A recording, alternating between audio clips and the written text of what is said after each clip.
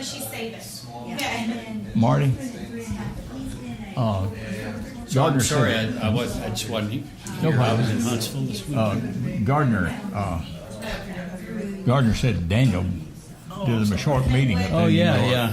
Said he really did a great job. He said it had a lot of depth, and yet it was simple enough people could understand Yeah, it. that's good. And that's a marvelous connection. That's a great balance. Yeah. Well, I talked with Timothy, and they had gone over to Elmira, and they were there at the service last night. You know, they had their Tuesday night service, so that was good that they were together there. Don't know if they put them to work or not. Okay. All right. Well, that's good. I don't know. But young love, I mean, there are sacrifices you make. Jason made a sacrifice for us, which doesn't make sense. He put me through college, and you never went back to finish. And that's the way it's always been. So. You want to use my glasses? I think I can see okay without them. What?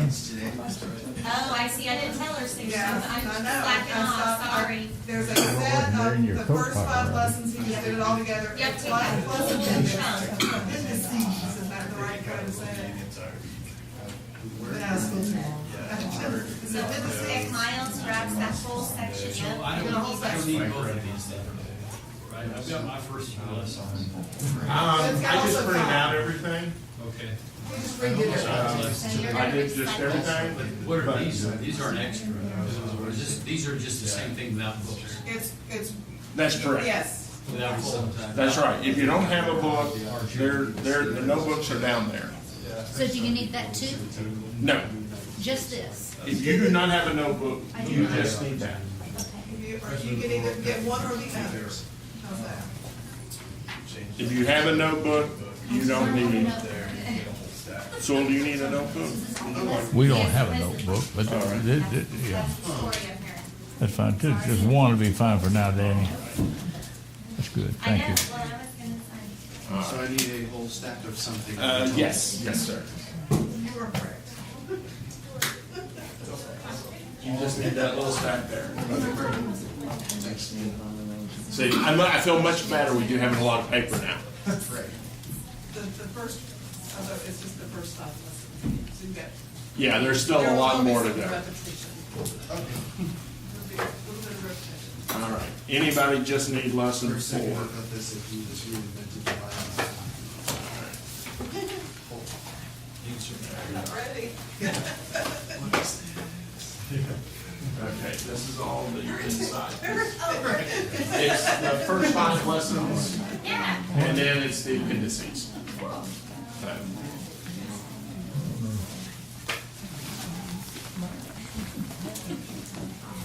I'm Sarah. Yes, he's from Boston. Oh, very cool. Very cool. Good, we're good there. Okay, let's So see. did you know Bill before? or- Yeah, I've met him at a lecture series in church I used to go to at the West. Okay. Oh, okay. Yeah, I've been there once. My brother was there. Okay. You know Gardner? Did you get a notebook? I did. Yeah, they can still garden and even assist. Wow. There you are. Besides You're all Ross. set.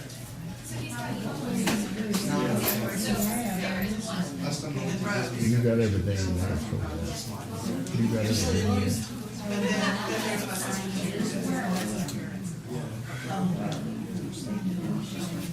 You already have this notebook. Actually, So there, just put that in. You're welcome. Please, you can do that one. There you go.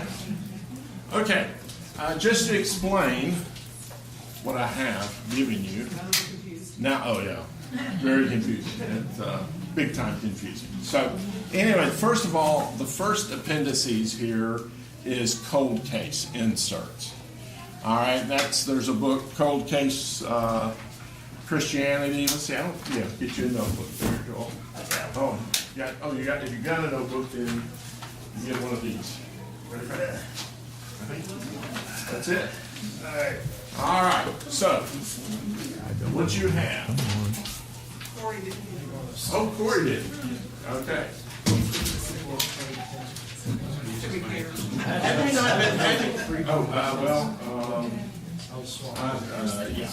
You can swap out. Okay. All right. So, You want me to start taking names? well, my wife is a ringleader. So, okay. To explain what I have given you here is, you've got 5 of 13 lessons, so there's already an issue there, but that's okay. We're going to be all right. Okay. Anyway, there's a gentleman, Wallace, former detective, and actually I think he's still working some. But anyway, he sends out like a daily thing and has inserts and some things like that. And I have cherry picked some of those. And also somehow or other, some of my notes got in there. I hadn't had time to realize exactly what I sort of slipped in there, but there's some kind of weird stuff in there. But anyway, don't worry. So what I've done is he has sort of his detective definitions, and I have put those in there, and then there's these tools. So I'll be kind of pulling some of these out, but I kind of put it all in one place for you. Then here's just kind of some of his, what he calls rapid responses. So you get a question. He's got some nice rapid responses there. And then what I really like is I think, managed to confuse a good number of you and all. I apologize for that. So, but you kind of say, there was something really good brought up in class, and I can't remember exactly.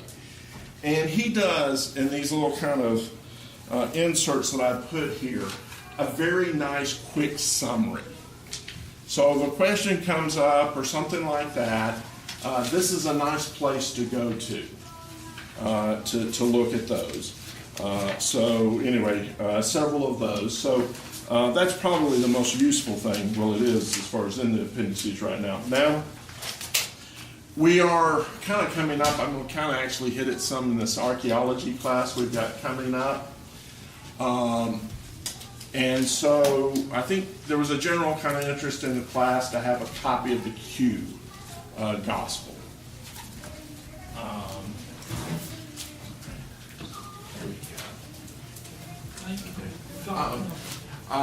Just give me that, and we'll do a swap out or something like that, because my none noted ones I'm out of. Okay. Yes. Oh, hey. Snuck in behind you. Yes, you did. We'll have words about that later. Yes, Chester. Is this stuff online too? The appendices are not, but it will be. What's the website? Embry Hills. I'm talking about to get. How do you get the detective thing you're talking about? Yes, his website. Just do cold case, and you'll come up cold case Wallace, and you'll find him. Okay. Yeah, okay, he has that. Yeah, he's big on the websites. So anyway, his is a Q. Now, Q is derived. It's like the scholars have kind of made up Q. So this is their sort of summary of what Q is. So realize this isn't a real document. It's been made up by scholars. So it's a decision they made of which? Yeah, of which phrase, yeah. Valid or something like that? Yeah. Okay. So it's made up. Q gospel is made up. Not found in the ground, not found in any library until a few years ago. So why do they say that that's a Q gospel? I mean, why do they say what is that supposed to represent or something? The actual writings and then everybody copied them or? Okay. Let me finish, Thomas, and then we'll come back to there, and we probably need to start recording if I'm giving this.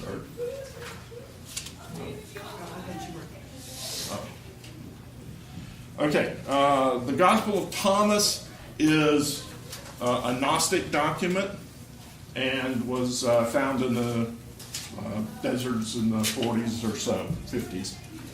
So anyway, it's a fairly, both of them are similar And the critics and all kind of like it because it fits their religion, or what they think they want religion to be. So anyway, I'm not sure if it was necessarily, Sir, you'll want to turn that sideways. I'm not sure if it is the, if I think this came from the Jesus seminar. I mean, no one really knows. They can't decide what exactly is the Q document. This is one somebody made up. It's the Okay? result of higher criticism. Higher criticism. Which presumes that we know today better what was the original sayings than the people, within the next few hundred years who added to it. Right. Somehow by our analysis, we can tell which was original, which wasn't. Right. And so you filter out stuff that, Yeah. like miraculous things wouldn't make it. Wouldn't make it. Probably, and Right. things. What they have done is, well, and what we're generally, this kind of gets to where the class and what the class is about, okay? Is that if you're a naturalist, if you have that presupposition, you can't have miracles, okay? If you're a naturalist, you can't do miracles. So then how do you explain the Bible? In particular, we're focused on the New Testament because we have the most documentation. It is the easiest to show that there's not enough time to add stuff. So the general working of this body of folks is that things were added to the New Testament. And what you start with are sayings, the sayings of Jesus. All right? So the reason they like the Gospel of Thomas is because there's no narrative. It is sayings. Okay? So you have those sayings of Jesus. The Q is, as Marty described, these higher criticisms that they fill with a methodology. They have a methodology that they look at the New Testament and they believe they can discern what statements of Jesus are made that are original. So what I have given you is a document that one of that group has put together. Okay? So I just, to let you know that it is a modern gospel that assumes that it has what goes back in time. So, but it's mostly about a kind of a bunch of theological presuppositions than it is about textual or fragments or manuscripts. Oh or yeah, any of that. forget It has nothing to do with nothing. with measuring how many times this verse is found, or it's just all about kind of presuming some things. That sayings must have been first. I don't know how you prove that. Miraculous doesn't exist, so take those all out. Narrative had to have been stitched in at some later point, Right. by somebody else. None of that's provable, but if you assume it, this is what you end up with. That's correct. So it's really more about presuppositions than it is about conclusions. Yes. So if you don't believe that miracles can happen because you presuppose naturalism, you get the Q gospel. But what's weird, and I think we kind of commented that on one of the lessons, because I compared Matthew and the Q gospel. I don't think it's not in tonight's. I think it was the last class. I do a comparison, and the Q gospel includes, John sending disciples to Jesus and saying, "Are you the man?" And I think actually the Son of Man, actually. And says, "Hey, the blind they're healed, the lame are healed," and lays out all of that. And so I am confused. How can... There are no records of healing blind people, just records that he said he did. That's right. Because it's a dialogue. Yeah. Yeah. So, anyway, did I more or less answer? We kind of jumped a little bit, but we will spend some time. I'll give an assignment so that you have kind of a chance to look over some of them. But, I mean, basically, if you read the Gospel of Thomas, there's going to be some statements in there that you haven't read in the Bible, in the New Testament. And so that's kind of where, and they're sort of Gnostic in nature. And they were also found in this Haggai grouping, which is a bunch of Gnostic books. So that's, we talked about John kind of dealing with the Gnostics. And so, I mean, that continued to grow. So the Gospel of Thomas is a Gnostic gospel. But the Jesus Seminar loves it. They absolutely love that book. I was kind of trying to do some prep work. Can I make just a quick observation? All right. I think in every field almost of human wisdom, progress is being made. The biologists know things that people didn't know 100, 200 years ago. The zoologists know things. The physicists know things. And theologians have to keep up with that. So they've got to come up constantly with something new. That the old ideas are bound to be out of date. Oh, yeah. And so we've got to come up with something new, so they come up with all kinds of new theories about how the Bible was formed and everything. And they know more about Jesus than Matthew, Mark, Luke, and John did. Yeah. In fact, that John seminar, they got together to decide what Jesus really said. Yeah. That you can't trust Matthew, Mark, Luke, and John. They know more about it than Jesus did. Yeah.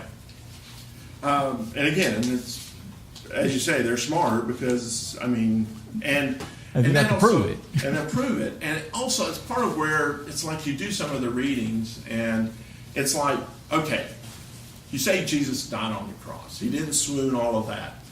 Well, it was a Roman soldier. You didn't have a trained medical person confirm that he was dead.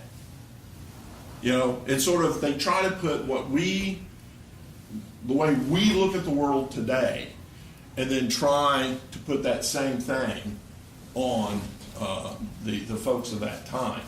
Now, you get into maybe an interesting discussion on superstition. They believed in Greek gods and all of that, but a Roman soldier knew how to kill people.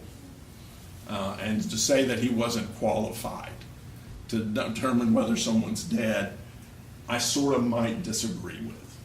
So, and again, this all kind of falls into what I'm hopefully going to do in this class, is to simply show that when they say Jesus is a myth, okay, when that statement is made, that, you believe in the tooth fairy also, that you look at the evidence internally, externally, and you look at the time, and you look at, there's a difference in presupposition here.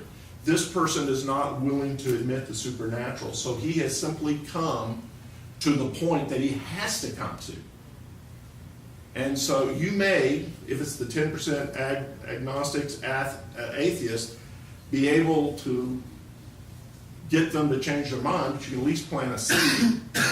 One guy puts a rock in his shoe, make him uncomfortable about his conclusion. But what we're trying to go through in all of this class is to show there's not enough time for all of these things. And so if there's not enough time, you're sort of forced, okay, all of the stuff they talk about, layers, putting on, it just can't, there's not enough time. So you then come back and you've got to come to a conclusion. You either have to say, hey, I've got to start considering that there's a supreme being. Okay? I'm forced to that because the New Testament talks about all these miracles. Then you get some prophecies. We can just keep adding stuff on there. But, you look at all you have, you look at really the short time between the events and when we have documents. And there isn't. It's not a tooth fairy. It is not a myth. It is not a legend. The things that make up myth and legend don't happen in a generation. And that's all you have. And so you've got to come back and consider, hey, how could miracles happen? How could this document occur? Okay, so we kind of talked. We'll kind of try to get, so our presupposition, natural and supernatural. Today's objective, pretty simple, which is good, given y'all's good questions.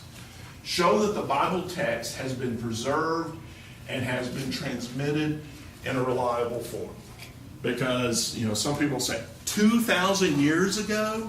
2,000 years? You want me to believe that something from 2,000 years ago has been transmitted to me today correctly? I mean, they had no Xerox, they had no printing presses, they had no Google, they had, all of that kind of information's not there. So how can I trust this? Okay, so our 3 questions for tonight. Number 1, can I be sure that these modern day versions of the Bible, the end product of countless copying throughout the ages, bear any resemblance to what the authors originally wrote? So that's what we're looking at tonight. How can anyone believe the New Testament account of the life of Jesus, seeing that it was written long after his death? Okay, that's not just this class, this is all of the classes. And hopefully I'll have all of y'all in agreement. All right, and then what we have kind of scattered through, since I don't have just one class on the contradictions, we have just kind of a little peppered where we'll say, hey, what about this? So, aren't the genealogies of Jesus given in Matthew and Luke contradictory? That's how they phrased it. You could also, aren't they different? Okay, are those 2 genealogies different? And the answer is yes, they're different. Now, anyone have thoughts, or how would we possibly understand why the 2 genealogies are different? Different emphasis. There is a different emphasis, but what is that different emphasis? Matthew kind of writing to mainly, or has a slant towards those of a Jewish background. Luke writing to those more of a Greek background. So there is sort of a different point of view, but what would be a pretty straightforward answer of why they're different? Huh? Different people. Yeah, 2 different people.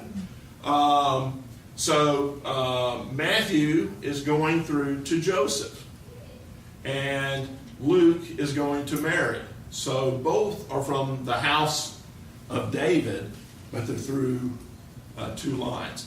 And I believe there's enough people on there you wouldn't even call them kissing cousins. No. Anyway, two different family groups there.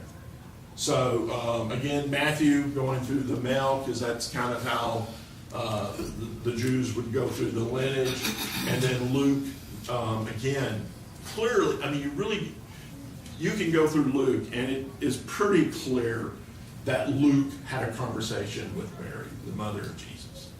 I mean, there's just things in there that he talks about that just, you really say, okay, he talked to Mary.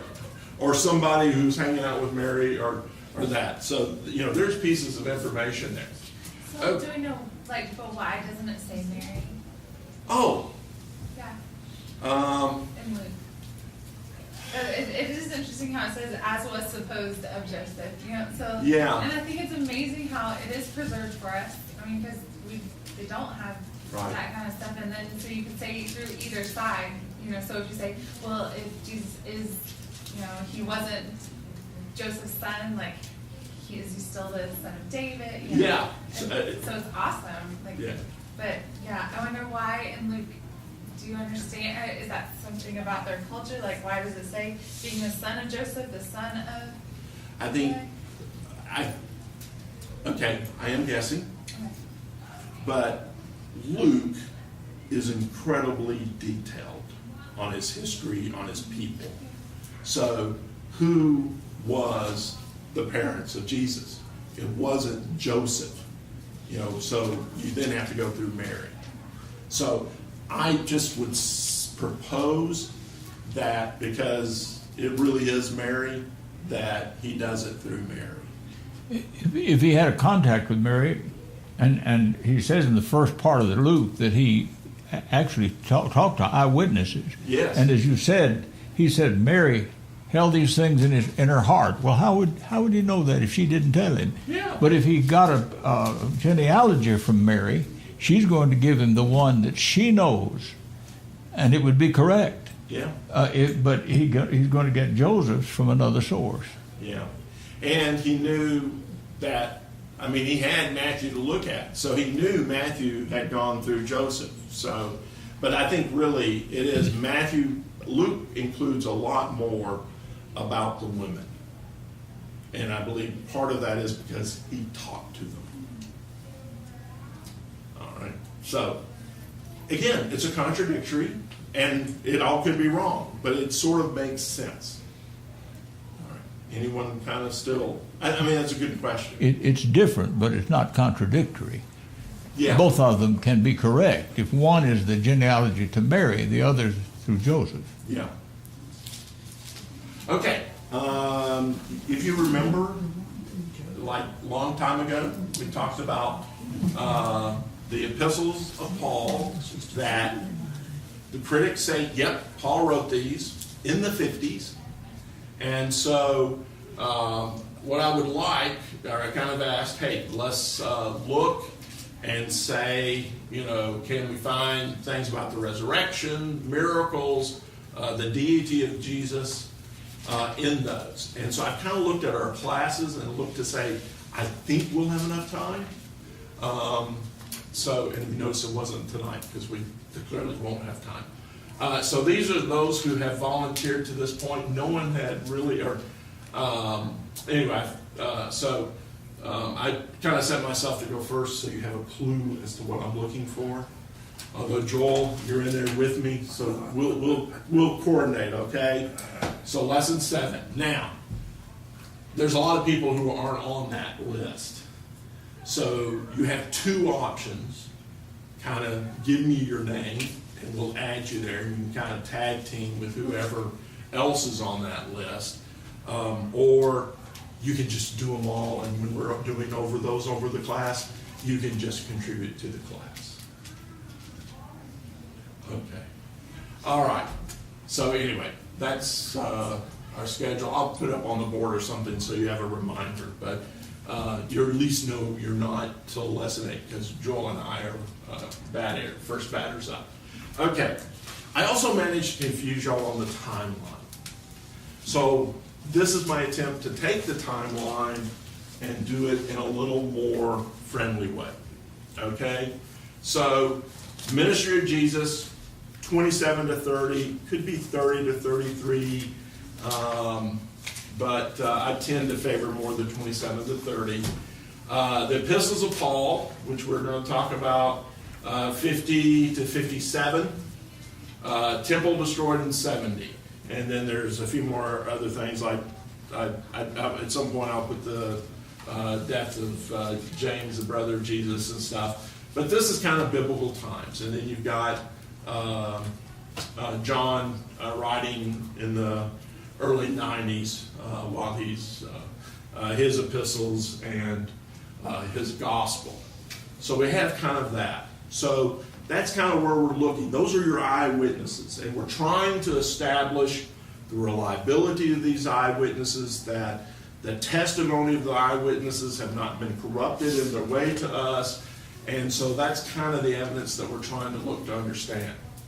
We then have the guys that are tended to be called the early church fathers. Okay, they really wrote a lot. And so Clement, Polycarp, Ignatius, Tertullian, and again, we're looking 250 is kind of our end mark. Because again, our whole kind of thing is closeness to the eyewitnesses of when they're writing. So we're kind of staying focused. Now, you can argue with me 200 years is not close, but believe me, right? you know more about the American Revolution than you know about the Vikings taking England and whatever in 1066. It's a little closer, okay? And definitely more than you know about the days of Nebuchadnezzar, more or less, or his dad, because it's not talked a lot about in the Bible. So anyway, we're looking at those evidences, 95, Clement quotes 10 books, Polycarp 16, 115, Ignatius kind of mentions the gospel, the group's kind of there. Tertullian, you get 23 of the 27. And what was interesting is it's amazing what you stumble across on the internet, or maybe not. But, there was this fella that was just there. How's that, Marty? Everybody on that side see better now? Okay. Clement did not quote the New Testament. That was said, you are so dumb. Clement never quoted. And the guy kind of was answering his question. Well, it's kind of strict. Well, first of all, you're being rude. Second of all, I look at the letter of Clement, and here is all of the passages that he quotes. Now, does he quote them word for word? No, he tends to paraphrase and some things like that. But they're there, okay? So, if these folks, you come across someone who says, Jesus doesn't exist, or just really hammers, it isn't there, you're a liar, you're lying to people. They can be more ignorant than the normal person, okay? So, you've got to have enough awareness to kind of find these things. Okay, the next grouping there, these are the papyrus, okay? These are copies, letters, portions of the New Testament, of the epistles that have been found. One of the big finds was a garbage dump in a little Egyptian town. Okay, so it was to a point they'd actually thrown it away. So, but anyway, so these are some of the most early manuscripts. So when they start talking about, most will not say after 100 AD. Most of them will accept within the 100 AD. But there are some that will say, hey, 110 AD, whatever. It's a little hard to do that when Clement is quoting them. When I'm finding, John Rollins, 125 AD, pretty solid. To say, hey, John was written 130. So it kind of, every time they find these fragments, it makes life harder on the critics. So anyway, and we're going to kind of build on this, okay? So having gone through that away, is everyone on board with that timeline and what we're trying to do? Because the timeline is the instrument that we're going to kind of use to just keep moving in the time to show this whole thing of layering and all, there's just not enough time. Okay? So that's what we're using that for.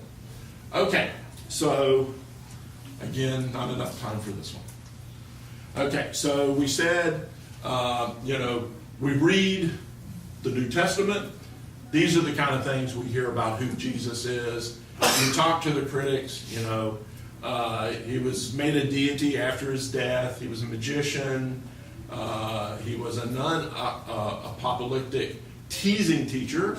Some say no, he was an apocalyptic prophet, cynic. He was a just man, never claimed to be God, a revolutionary sage, an iconoclastic Jew.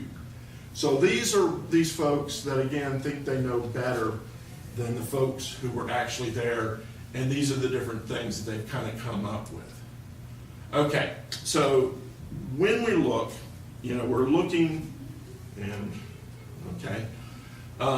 looking on, the transmitting of the scriptures, the New Testaments in particular, that they tended, that there were different areas, there's kind of those 4 locations where they tended to gather, okay? And so that they would tend to kind of dominate. So what you had is you had a Western version, an Alexandrian version, a Byzantine version, a Caesarean version, okay? That's, when we look at it, think of that as New King James, NIV, that sort of mindset there. All right, and so you would have the original, the autographs. The originals were called autographs. You got 27.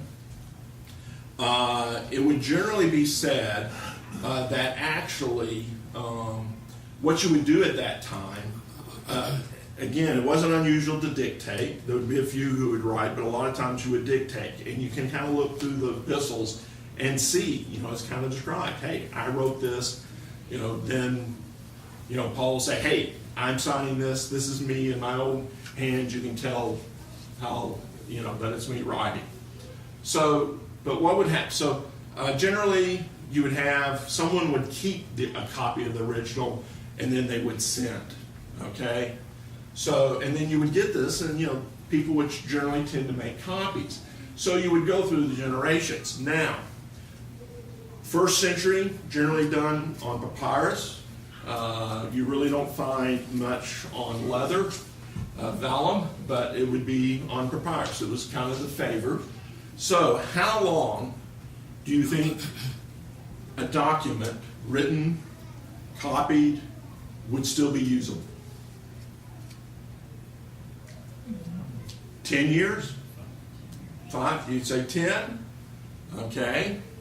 Anyone want to give me 20? Did I hear 20 anywhere? All right, Chester, give me 20. Can I get 50? Can I get 50? All right, I got some 50s there. 200. Do I hear 200 in there? All right, I got a 200. Hold on, Chester. You can't keep upping on this. It's an option. Okay. So now I kind of was of the mind, you read a lot. Papyrus being used, stuff like that, 10, 20 years. Okay? You had thought. All right, so Craig Evans kind of made a statement, and I've kind of followed up on it, and I think I'm more than willing to agree with him now, there is evidences of much longer. Okay? We will start with the Dead Sea Scrolls. 200-year-old manuscripts from, 200 BC, or 160 BC, 150 BC, all indications still being used in 60 AD. Mixed in with other documents that were newer. The plans, Yes, so that's right. At that time, So- they were already old for use by the contemporaries Of that time. So this isn't for every document. Every document was not used for long periods of time. Some would probably have a much shorter life. Plus, you could argue, can I really count the Dead Sea Scrolls? Because those were on leather. Okay. The indication is that if you go to, Pompeii, Herculaneum, that they, the House of Scrolls and stuff, they kind of have done some analysis on that. There appears to be some of those scrolls written 100 years ago, at that time. So the user was still using it even though the scroll was 100 years old. And I say the garbage dump in Egypt because I have a hard time saying the real word of the town. But what the evidence, or at least some of the archaeologists, those guys digging it up, at one point kind of found a basket of scrolls in the dump. Kind of took the whole basket of scrolls and dumped them. Okay? Again, 150 years. That they had been used, and then after 150 years, the grandkids said, I am not keeping this scroll.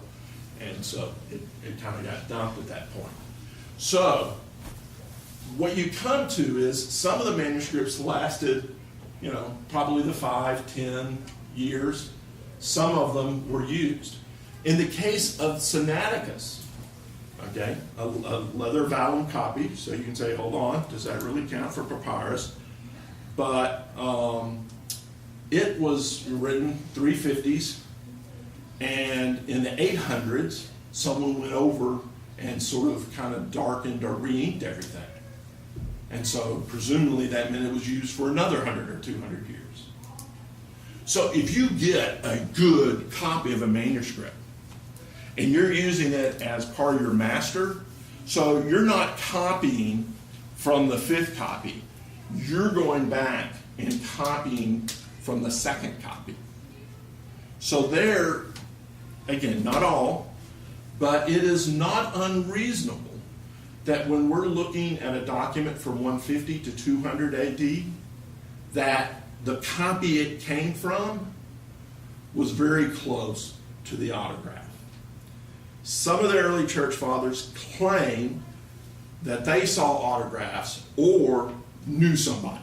Okay, so I tend to trust the early church fathers, but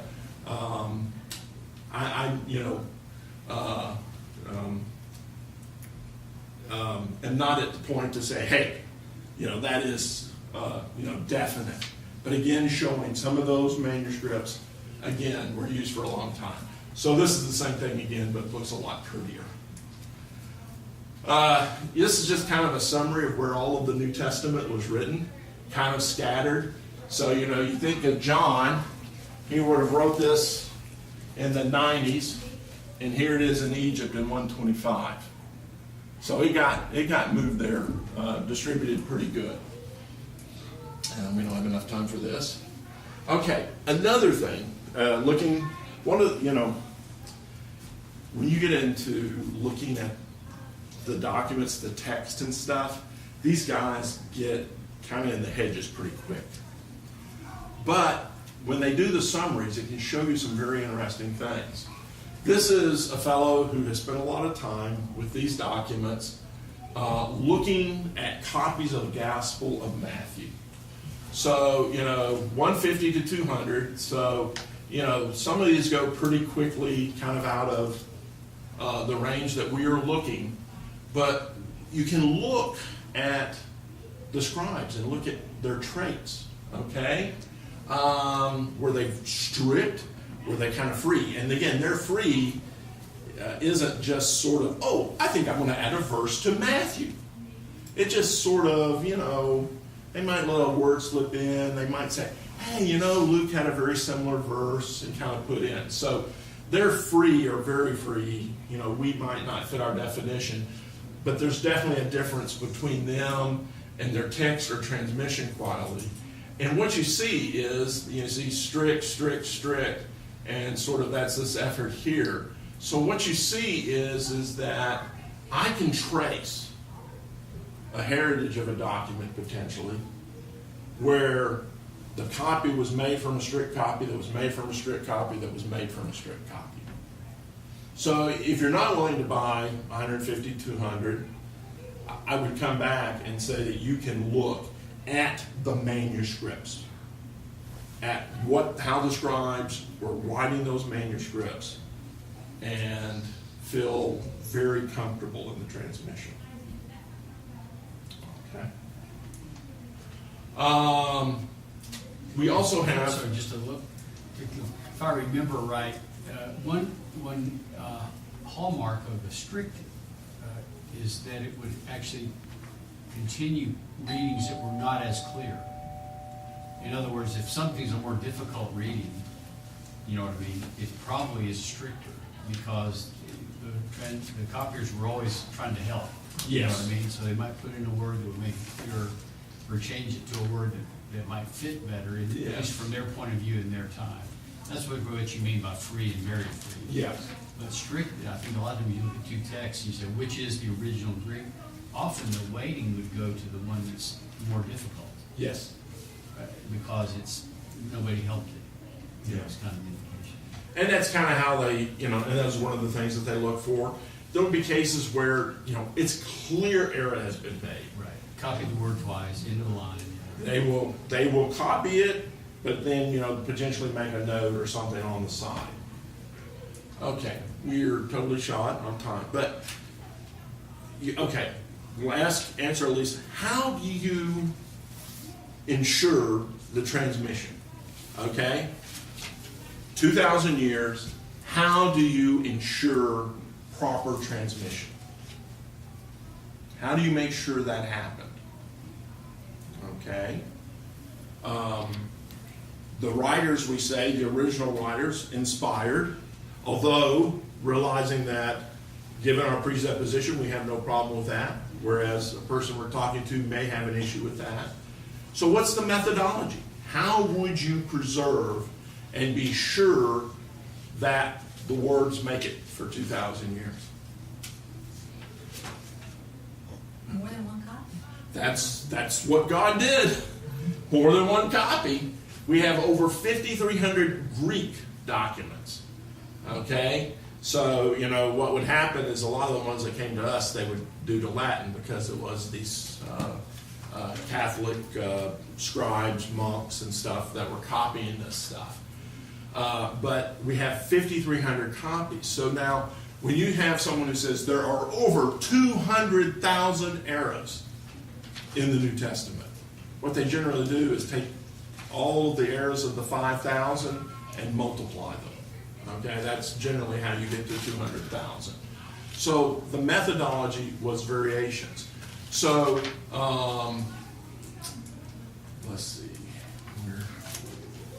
All right, there's your 200,000. Okay, so of the supposed 200,000 eras, of the some 20,000 lines, or of the 20,000 lines in the New Testament. Okay, I believe, New Testament, 20,000 lines. Of question, 40 lines, 400 words. Okay, and the reason that they're in question is, we have, these are our oldest codex, or some of our best codexes, having most of the Bibles. These are, the Sinaiticus and the Vennaticus are high quality manuscripts. So what you do is you look at a passage and say, well, how does it compare to Vennaticus and Sinaiticus? They'll also then go and look at this papyrus, and so they'll do a comparison. And generally, there's not an issue. But there are, I always love that exercise, but we don't get a shot at it. Okay, so what I'm going to do is get, let's see, go to Mark, in your Bible, go to Mark 8, Mark 9, Mark 16, 16 verse 9, sorry.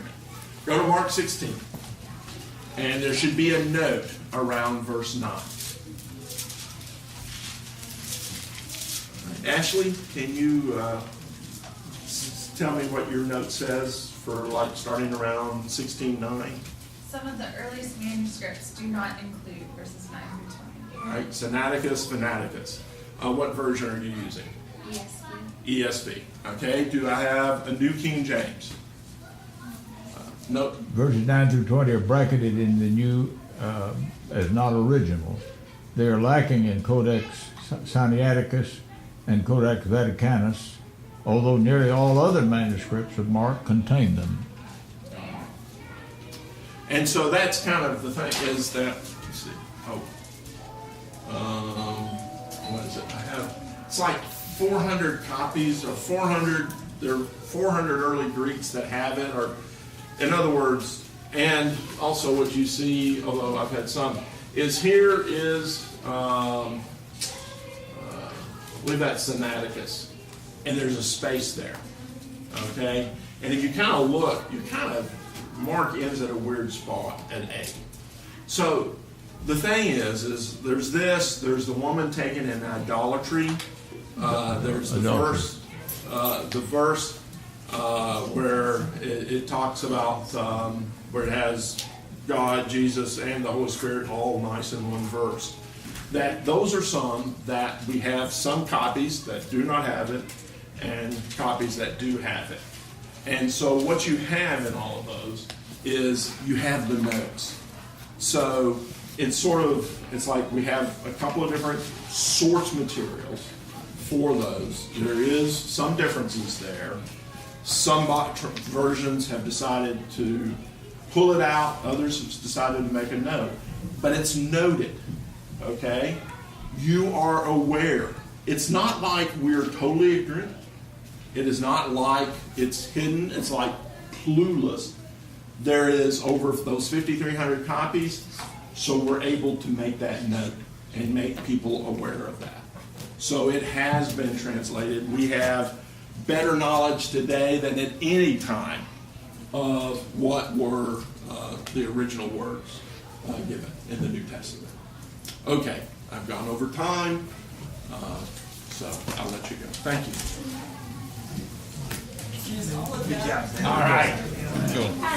It's not an extra minor. Oh, okay, thank you. Let me take those for you. Email it. Yeah. It had me on there for Uh-huh. It was in Philippians.